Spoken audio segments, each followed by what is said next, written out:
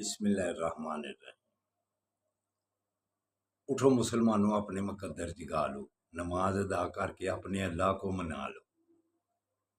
اگر آپ کے ذہن میں یہ گمان ہے کہ نماز کے بغیر اللہ آپ پر راضی ہے تو یہ آپ جھوٹ سوچتے ہیں، غلط سوچتے ہیں۔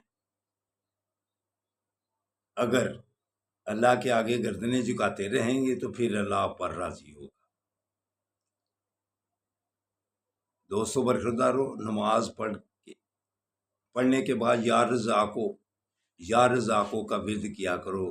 اللہ کی مہربانی سے صحت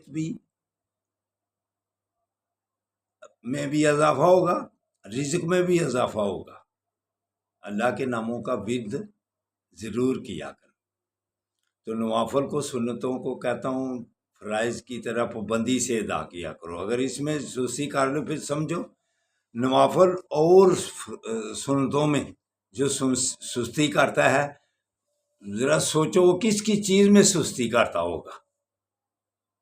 نوافل اور سنتیں، سجدے کی حالتیں، رکوع کی حالتیں، ان میں جو سستی کرتا ہے، آپ اندازہ ذہن میں کر لیں کہ وہ کن چیز ورزش کی طرف دھیان دے گا، کسی کی خدمت کی طرف دھیان دے گا۔ پھر کیوں؟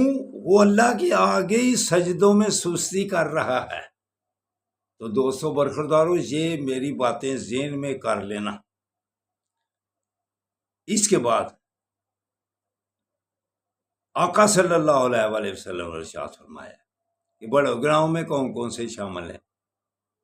ناحق قتل کرنا، والدین کا نافرمان ہونا، جھوٹی شہادتیں دینا۔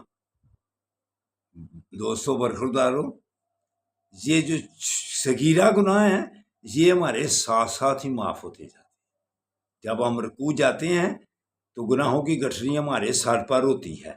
آقا صلی اللہ علیہ وآلہ وسلم کے ارشاد کے مطابق جیسے انہوں نے فرمایا ہوا ہے کہ وہ گناہوں کی گٹھری نیچے گر جاتی ہے۔ تو برخوردارو، بڑے جو گناہ ہیں وہ پھر اسپیشل گڑ گڑا کر معافی مانگنے پڑتے ہیں۔ تو ہمارے دن میں کتنے صغیرہ گناہ ہو جاتے ہیں جو اللہ سے نماز کے صدقے ہی معاف کرتا جاتا ہے۔ تو اٹھو، 5 وقت کے نمازی بن جاؤ اور سنتوں اور نوافل کی پابندی کیا کرو۔ اللہ حافظ، اللہ حافظ، اللہ حافظ۔